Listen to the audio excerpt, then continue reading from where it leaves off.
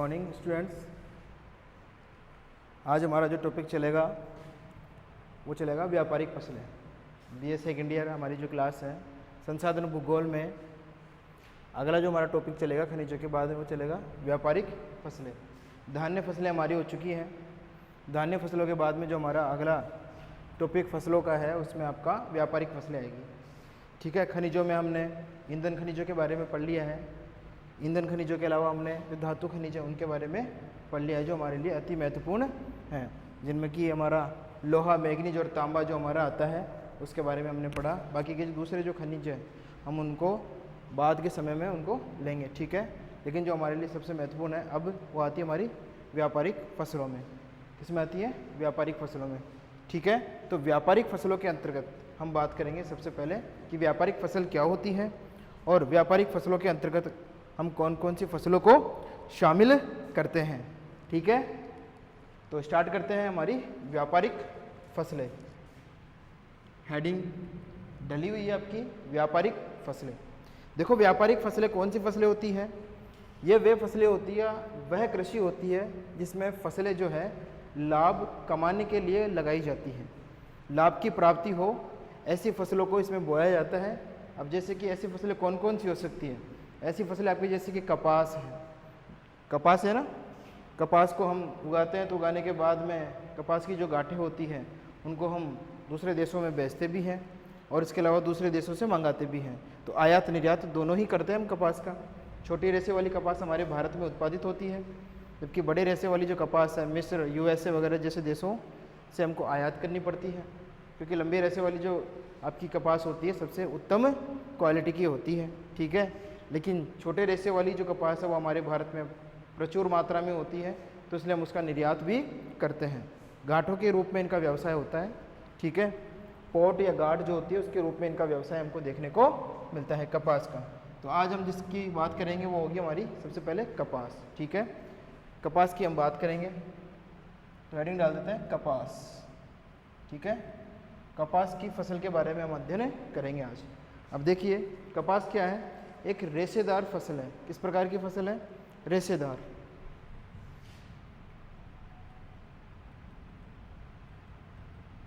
रेशेदार फसल जिससे हमें क्या प्राप्त होते हैं?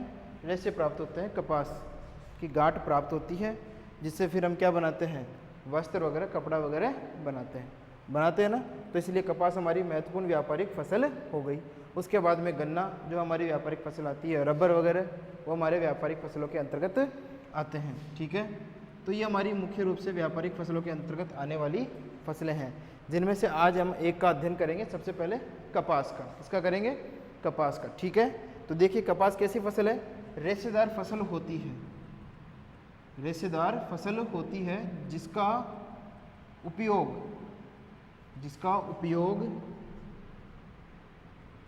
वस्त्र बनाने में किया जाता है। जिसका उपयोग वस्त्र बनाने में किया जाता है। किसमें किया जाता है? वस्त्र बनाने में इसका उपयोग है वो हम लोग करते हैं। हम लोग ही नहीं, बहुत सारे जो देश हैं वो भी इसका उपयोग जो है वस्त्र बनाने में करते हैं। सूती वस्त्र उद्योग में इसका उपयोग अधिक होता है। कौन से वस्त्र उद्योग में? सूती वस्त्र उद्योग में इसका उपयोग जो है वो अधिक होता है। सूती वस्त्र उद्योग में। ठीक है, सूती वस्त्र उद्योग में इसका उपयोग है वो अधिकतम देखने को मिलता है। इसके अलावा सूती वस्त्र उद्योग के अलावा भी कपास का जो उपयोग है वो हम दूसरे वस्त्र उद्योगों में देखने को मिलता है हमको। जैसे कि रेशम का जो होता है, रेशम के साथ में भी इसको कपास को मिलाकर एक वस्त्र तैयार किया जाता है। तो सूती वस्त्र प्लस रेशम, इनमें इनका उपयोग हम लोग करते हैं। अब हम बात करते हैं कि कपास का उत्पादन या कपास का मुख्य रूप से जो पौधा सबसे पहले सामने आया था वो कहाँ आया था, उसकी हम बात करते हैं। उद्भव की बात करते हैं, कपास के उद्भव की। कपास का उद्भव, कपास का जो उद्भव है वो माना जाता है भारत। कहाँ माना जाता है? भारत में माना जाता है कि सबसे पहले कपास का उत्पादन कहाँ पे देखने को मिला, तो वो देखने को मिला हमारे भारत में। ठीक है, अनेक विद्वानों ने यहाँ तक कहा है, बहुत सारे विद्वानों ने यहाँ तक कहा है कि भारत में 3000 ईस्वी पूर्व कपास का उत्पादन, कपास का उत्पादन देखने को मिलता था। ठीक है, 3000 से हमारे भारत में कपास का उत्पादन हमको देखने को मिल रहा है, 3000 ईसा पूर्व से। ठीक है, तो 3000 ईस्वी पूर्व के आसपास से हमारे भारत में कपास का उत्पादन हमको देखने को मिलता है, ये अनेक विद्वानों ने कहा है। हालांकि प्रामाणिकता के बारे में कोई सबूत या कोई पक्ष हमारे पास में नहीं है, लेकिन विद्वानों के मत हैं, उन मतों के अनुसार हम मानते हैं। ठीक है, हाँ, लेकिन इसमें उद्भव में कोई भी गुंजाइश नहीं है। उद्भव जो माना जाता है वह माना जाता है हमारा भारत। ठीक है, और भारत से ही बाद में आगे चलकर चीन और मिस्र में कपास के जो पौधे हैं वो ले जाए गए और ले जाकर वहाँ पर इनको तैयार किया गया। इनकी फसल वगैरह जो लगाई, क्या लगाए गए यहाँ पे? कपास के पौधे। ठीक है, तो ये तो बात हो गई हमारे इसके उद्भव की, कि हमारे भारत में उद्भव हुआ और उसके बाद में विश्व के दूसरे देशों में जाके इसका प्रचार प्रसार हमको देखने को मिला। ठीक है, तो ये तो बात हो गई उद्भव की, कब हुआ, कौन से देश में हुआ। ठीक है, फसल किस प्रकार की है, रेशेदार फसल है, और वस्त्र उद्योग में इसका सर्वाधिक उपयोग देखने को मिलता है। ज़्यादातर सूती वस्त्र उद्योग में, कौन से उद्योग में? सूती वस्त्र उद्योग में जो है इसका उपयोग हमको देखने को मिलता है। ठीक है, ये तो बात हो गई इस फसल के बारे में एक सामान्य जानकारी की। अब हम बात करते हैं कि विश्व में जो कपास है उसकी किस्में कौन कौन सी होती है, कौन कौन सी किस्मों के रूप में कपास का जो पौधा है वो हमको देखने को मिलता है, या इसकी जो फसल है वो हमें देखने को मिलती है। ठीक है, तो देख लेते हैं कपास की फसलों के बारे में। इसको मिटा देते हैं।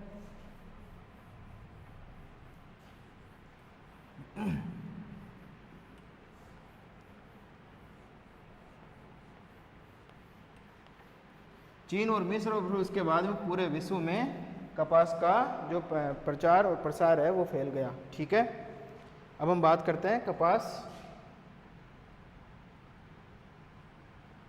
की किस्में। फसल प्रारूप।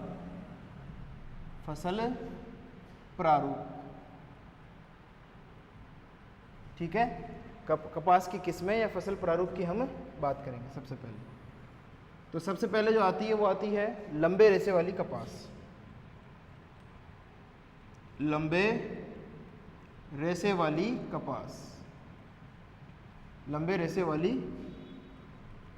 कपास की फसल।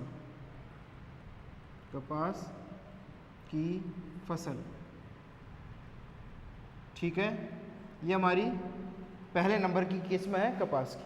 इसकी बात करते हैं। ये जो कपास की फसल है सर्वोत्तम श्रेणी की होती है। कौन सी श्रेणी की होती है? सर्वोत्तम श्रेणी की हमको देखने को मिलती है। और इसके जो रेशे होते हैं, जैसे कि नाम से पता चल रहा है, लंबे होते हैं। रेशे कैसे होते हैं? लंबे। ठीक है, सर्वोत्तम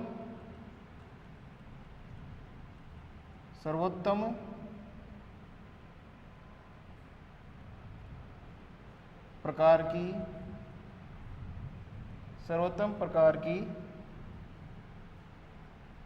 रेशे वाली फसल। ठीक है, तो सर्वोत्तम प्रकार की जो फसल है वो ये होती है आपके लंबे रेशे वाली। ठीक है, इसकी जो लंबाई होती है, लंबाई की जब हम बात करते हैं, लंबाई जो है वो 3 सेंटीमीटर से लेकर 6.5 सेंटीमीटर। ठीक है, 3 सेंटीमीटर से लेकर 6.5 सेंटीमीटर तक इसकी लंबाई हमको देखने को मिलती है आपकी लंबे रेशे वाली फसल की, कपास की फसल की। ठीक है, कितनी? 3 सेंटीमीटर से लेकर 6.5 सेंटीमीटर या 6.5 सेंटीमीटर तक देखने को मिलती है। ठीक है, ये इसकी लंबाई की बात हो गई। इसके अलावा अब ये जो लंबे रेशे वाली कपास की फसल है मुख्य रूप से 2 देशों में देखने को मिलती है। यह फसल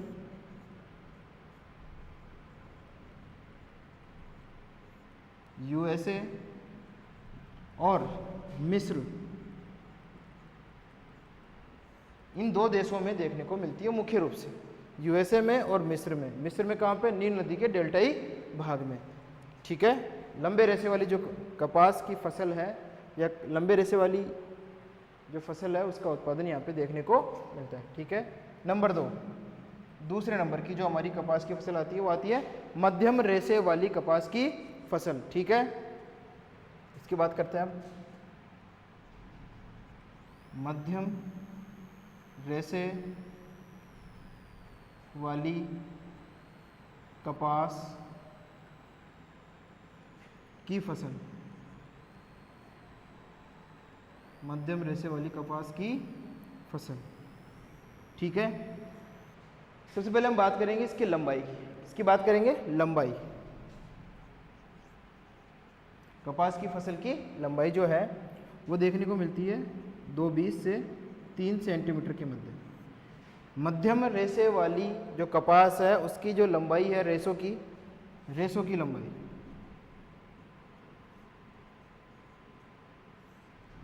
2.20 सेंटीमीटर, सॉरी, फसल में पौधों की लंबाई जो है लंबाई 2.20 से लेकर 3 सेंटीमीटर तक देखने को मिलती है। ठीक है, तो ये तो हो गई इसकी लंबाई की बात, रेशों की।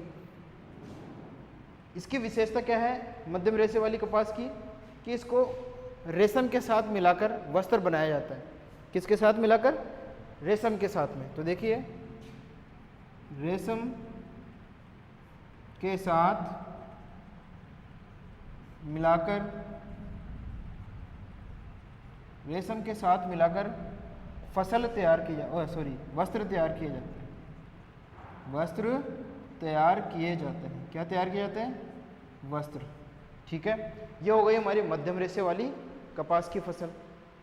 रेशम के साथ मिलाकर इसको जो है वस्त्र तैयार किया जाता है। इससे विशेष प्रकार के जो वस्त्र हैं वो इससे तैयार किए जाते हैं, आपके रेशम से और कपास से। तो ये हमारी होगी पहली और दूसरी, लंबे रेशे वाली और मध्यम रेशे वाली। अब जो हमारा तीसरी आती है वो आती है छोटे रेशे वाली। छोटे रेशे वाली कपास की फसल, कपास फसल। ठीक है, ये हमारी छोटे रेशे वाली कपास की फसल है। इसकी विशेषता यह है कि इसकी जो लंबाई है वो 2 सेंटीमीटर से कम होती है, से कम, 2 सेंटीमीटर से कम देखने को मिलती है। और इसके जो रेशे होते हैं वो घटिया किस्म के होते हैं। घटिया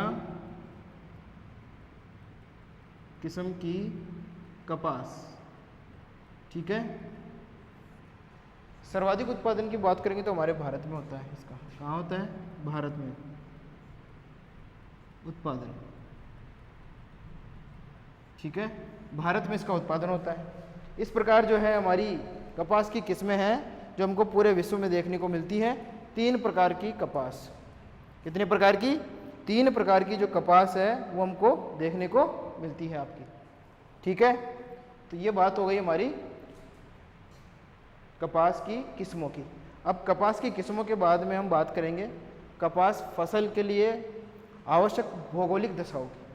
कपास फसल के लिए आवश्यक भौगोलिक दशाएं कौन कौन सी होती है? जैसे जलवायु, जलवायु के अंदर टेम्परेचर है, वर्षा है, इसके अलावा धरातल है, आपका मिट्टियां हैं, कौन किस प्रकार की मिट्टियों में उनका उत्पादन होता है, इसके अलावा श्रमिक वगैरह है, श्रम है, और इस श्रमिकों के अलावा जैसे कि उर्वरक वगैरह है, धरातलीय स्वरूप है, उनकी हम बात करेंगे। ठीक है, तो सबसे पहले मिटा दे इसको।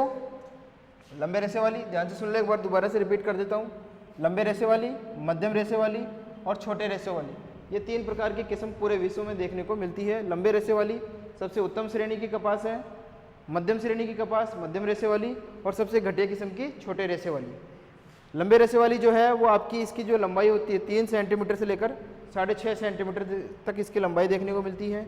और मध्यम रेशे वाली की 2.20 सेंटीमीटर से लेकर 3 सेंटीमीटर के मध्य इसकी जो है लंबाई देखने को मिलती है। रेशम के साथ मिलाकर इससे वस्त्र तैयार होता है। सूती वस्त्र उद्योग में इसका सर्वाधिक उपयोग होता है आपका लंबे रेशे वाली का। छोटी रेशे वाली जो है वो आपकी घटिया किस्म की होती है। इस लंबाई की अगर हम बात करें तो 2 सेंटीमीटर से भी कम लंबे इसके रेशे देखने को मिलते हैं। ठीक है, अच्छी किस्म की जो कपास है सर्वाधिक मिस्र और यूएसए में देखने को मिलती है। ठीक है, घटिया किस्म की जो है उसका उत्पादन हमारे भारत में भी होता है। ठीक है, ज़्यादा ही होता है देखा जाए तो। ठीक है, तो अब हम बात कर लेते हैं हमारी भौगोलिक दशाओं की। इसकी बात कर लेते हैं भौगोलिक दशाओं की। और भौगोलिक दशाओं के लिए पहले बोर्ड की सफाई कर लेते हैं एक बार।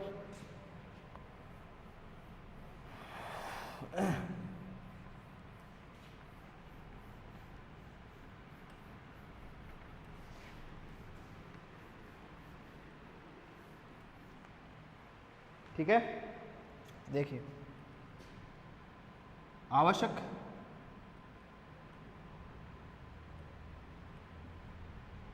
भौगोलिक दशाएं, आवश्यक भौगोलिक दशाएं।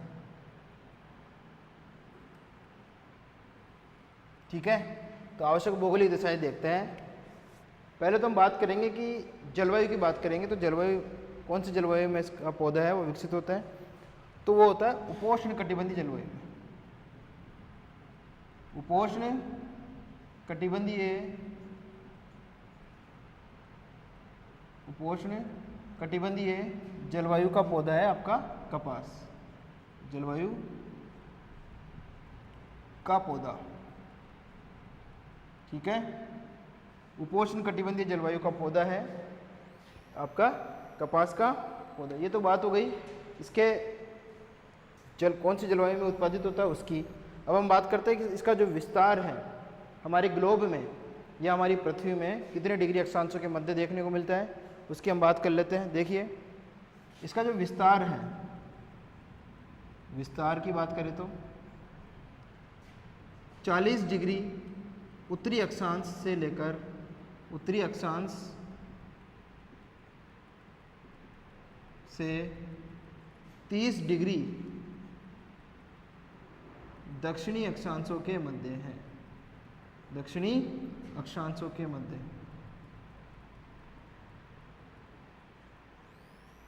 के मध्य। ठीक है, ये तो इसके विस्तार की बात हो गई हमारी कि कहाँ पे देखने को मिलता है ये फसल प्रारूप। 40 डिग्री से लेकर 30 डिग्री दक्षिणी अक्षांश, उत्तर से लेकर 30 डिग्री दक्षिणी अक्षांश। ठीक है, अब आ जाता है हमारा सबसे पहला भौगोलिक दशाओं में जलवायु। तो जलवायु हमने बात कर ही ली थी, कौन सी है, उपोष्ण कटिबंधीय जलवायु हमारी देखने को मिलती है। जहाँ देखने को मिलेगी वहाँ पर हमारा कपास का उत्पादन भी देखने को मिलेगा। अब देखिए जलवायु में पहला जो आता है वो आता है टेम्परेचर, तापमान। तो तापमान के बारे में बात करते हैं। कपास की फसल के लिए अधिक तापमान का होना आवश्यक होता है। अधिक तापमान का होना आवश्यक होता है। तो तापमान की बात करेंगे तो 25 डिग्री से लेकर, ठीक है, 25 डिग्री से लेकर पकते समय तक 30 डिग्री 20 डिग्री से लेकर 30 डिग्री तापमान की आवश्यकता होती है। ठीक है, और मध्य का जो समय होता है जिसमें कि पकने से पहले तक विकसित होने तक 20 डिग्री से लेकर 25 डिग्री तापमान की आवश्यकता होती है। और संपूर्ण जो समय काल होता है उसमें 20 डिग्री से लेकर 30 डिग्री तक तापमान की आवश्यकता होती है। तापमान आवश्यक होता है, आवश्यक होता है, आवश्यक होता है। ठीक है, 30 डिग्री 20 डिग्री से लेकर 30 डिग्री के बीच में तापमान की इसमें आवश्यकता हमको होती है कपास की फसल के उत्पादन में। उसके बाद में दूसरा जलवायु का है वो है वर्षा। ठीक है, वर्षा की बात करते हैं। देखिए इसके लिए 75 से लेकर 100 सेंटीमीटर, 75 से लेकर 100 सेंटीमीटर तक की वर्षा की आवश्यकता होती है आपकी कपास की फसल के उत्पादन के लिए। ठीक है, ये तो बात हो गई एक सामान्य सी कि इतनी वर्षा तो होनी ही चाहिए, अगर कम ज़्यादा है तो फिर वो सिंचाई वगैरह की आवश्यकता हमको पड़ेगी। ठीक है, इसके अलावा एक बात और, कपास की फसल के लिए 200 से लेकर 210 दिन, 200 से लेकर 210 दिन ऐसे हो जिसमें पाला नहीं पड़े, पाला रहित। अगर पाला पड़ जाएगा तो कपास के जो फूल हैं वो खराब हो जाएंगे, जो गांठें हैं वो खराब हो जाएगी, ठीक है। कोपल वगैरह जो होती है वो खराब हो जाती है, इसलिए पाला रहित जो है वो मौसम होना अति आवश्यक है। 200 से लेकर 210 दिन ऐसे हो जिसमें बिल्कुल भी पाला न पड़े, तब जाके हमारी जो फसल है कपास की उत्तम रूप हमको देती है, उत्तम उत्पादन हमको प्राप्त करवाती है, ठीक है। तो ये तो बात हो गई हमारी जलवायु की।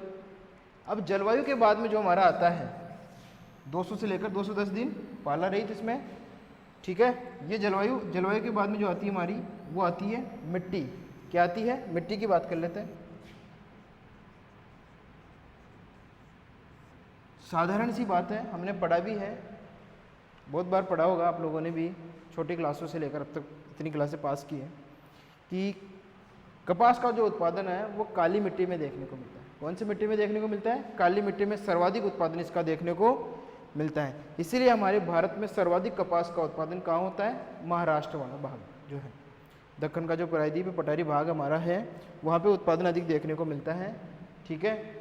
इसीलिए महाराष्ट्र में सर्वाधिक उत्पादन होता है। महाराष्ट्र हो गया आपका, गुजरात, तमिलनाडु, ठीक है, कर्नाटक वगैरह जो है वहाँ पे हमको कपास का उत्पादन अधिक देखने को मिलता है, क्योंकि मिट्टी किस प्रकार की है? काली मिट्टी वहाँ देखने को मिलती है। और वहाँ पे काली मिट्टी ही क्यों देखने को मिली? क्योंकि वो संपूर्ण प्रदेश जो है पठारी प्रदेश है, और वो जो पठारी प्रदेश है वो ज्वालामुखी लावा से निर्मित हुआ है। किससे निर्मित हुआ है? ज्वालामुखी लावा से, और उसी लावा से फिर आगे चलकर इस मिट्टी का निर्माण हुआ है। तो देखिए कौन सी मिट्टी आवश्यक हुई? ज्वालामुखी लावा से निर्मित, ज्वालामुखी लावा से निर्मित काली मिट्टी, काली कपास मिट्टी, काली कपास मिट्टी, जिसे हम रेगुड़ मृदा के नाम से भी जानते हैं। कौन सी मृदा? रेगुड़ या रेगुर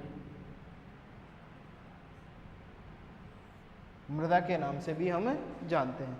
अगर ये मिट्टी है, ये मिट्टी का स्वरूप अगर वहाँ पे है किसी क्षेत्र विशेष में या स्थान विशेष में, तो हम कपास का उत्पादन वहाँ पे आसानी से कर सकते हैं, ठीक है। क्योंकि आवश्यक भौगोलिक जो दशाएं हैं इस मिट्टी में कपास के लिए अति उत्तम होती है, ठीक है। तो ये बात हो गई मिट्टी की। मिट्टी के बाद में हम चलेंगे धरातल की तरफ। किसकी तरफ चलेंगे? धरातल की तरफ। और उसके लिए फिर ऊपर से मिटा देते हैं।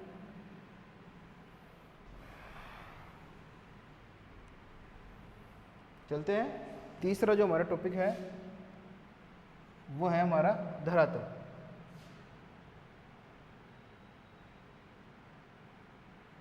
ठीक है, अब धरातल की बात करते हैं। कपास के उत्पादन के लिए अन्य फसलों के प्रारूप के समान ही दूसरी फसलें जैसे गेहूं वगैरह है, उसी के अनुरूप इसके लिए भी हमको समतल मैदान की आवश्यकता होती है। किसकी आवश्यकता होती है? समतल, सुप्राय,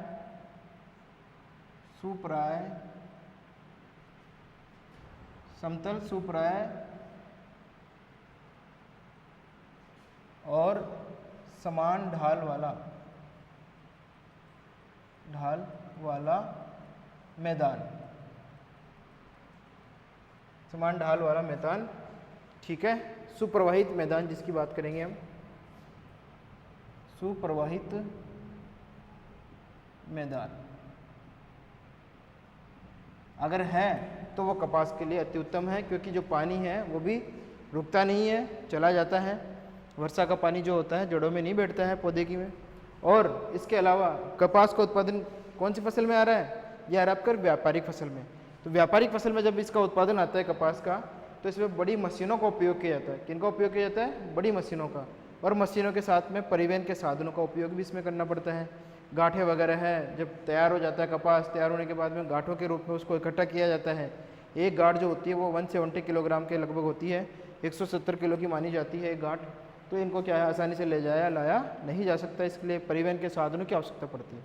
तो अगर खेत या मैदान जो है जहाँ ये उत्पादित हो रहा है, धरातल जो है अगर वो समतल प्राय है, समतल भूमि के समान ही है, तो ये सारे जो साधन हैं, मशीनरी वगैरह है, ट्रैक्टर वगैरह आपके आते हैं कृषि कार्य करने के लिए, और परिवहन के जो दूसरे साधन हैं जिससे कच्चा माल है वो आसानी से लाया ले जाने वाला होता है, वो आसानी से संपन्न हो जाते हैं सारे क्रियाकलाप। तो जब वो सारे क्रियाकलाप संपन्न हो जाते हैं तो धरातल कैसा होगा, समतल होगा, तो अच्छी बात है, ठीक है। जैसे कि मशीनों का उपयोग एवं परिवहन साधनों का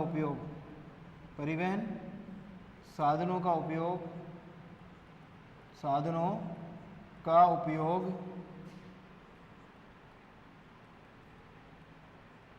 सरलता से होता है,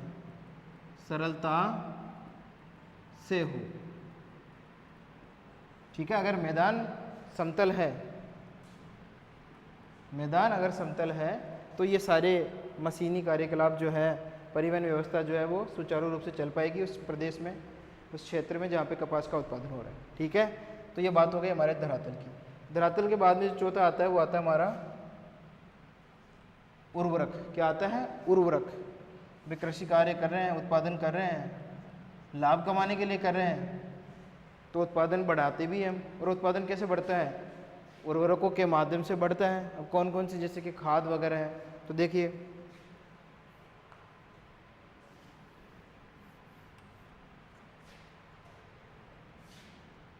कपास की फसल के उत्पादन को बढ़ाने के लिए हम उर्वरकों का उपयोग करते हैं। किसका उपयोग करते हैं, उर्वरकों का उपयोग करते हैं। और कौन कौन से उर्वरक उसमें शामिल होते हैं, देखिए सबसे पहले गोबर खाद,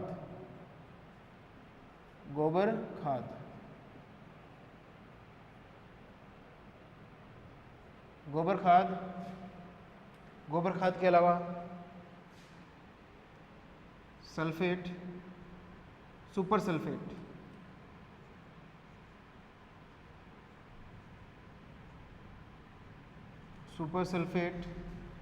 सल्फेट के अलावा आपका अमोनियम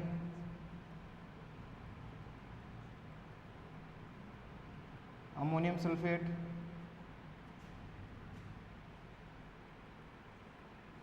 ठीक है, फास्फेट, यूरिया,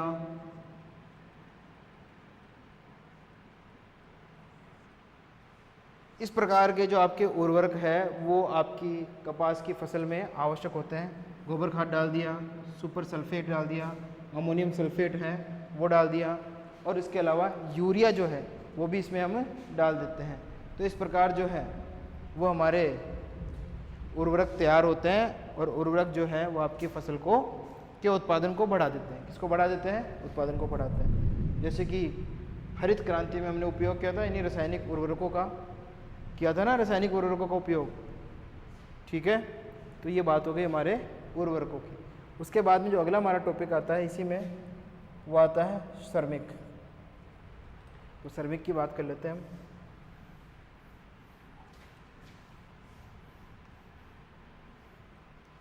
देखिए श्रमिक या श्रम व्यवस्था, श्रमिक या श्रम की आवश्यकता,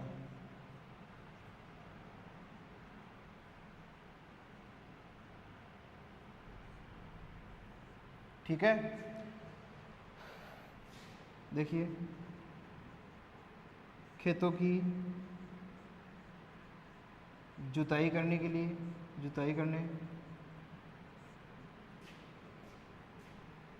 मशीनरी का उपयोग करने के लिए, मशीनरी उपकरण का उपयोग करने के लिए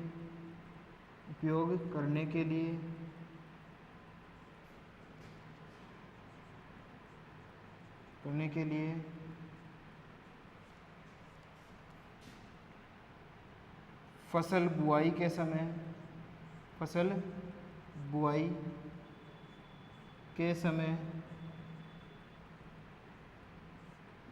ठीक है, फसल बुआई के समय, फसल तैयार होने के पश्चात,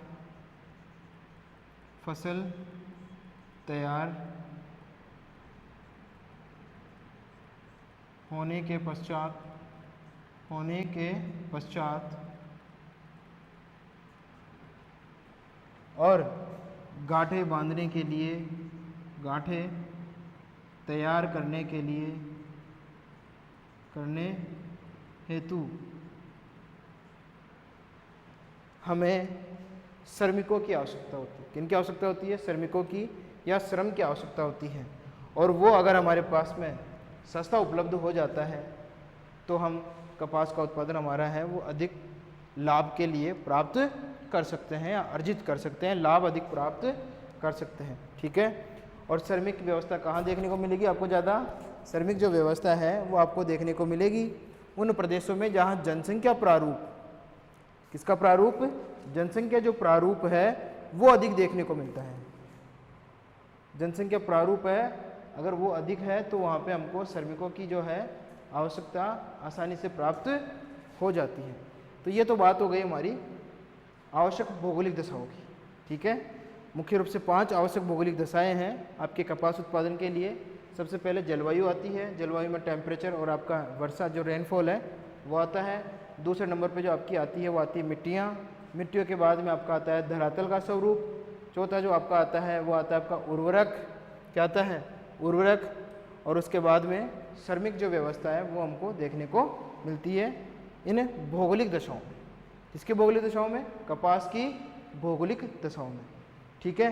तो ये बात हो गई हमारी कपास की फसल के उसकी क्या बोलते हैं भौगोलिक दशाओं की। उससे पहले हमने बात की थी किस्मों के बारे में, उद्भव वगैरह जो हमने पढ़ी लिया। अब हम बात करेंगे कपास के उत्पादन प्रतिरूप की। इसकी बात करेंगे उत्पादन प्रतिरूप की हम बात करेंगे कपास के। ठीक है। तो उत्पादन प्रतिरूप की बात करने के लिए इसको मिटा देते हैं हमारे।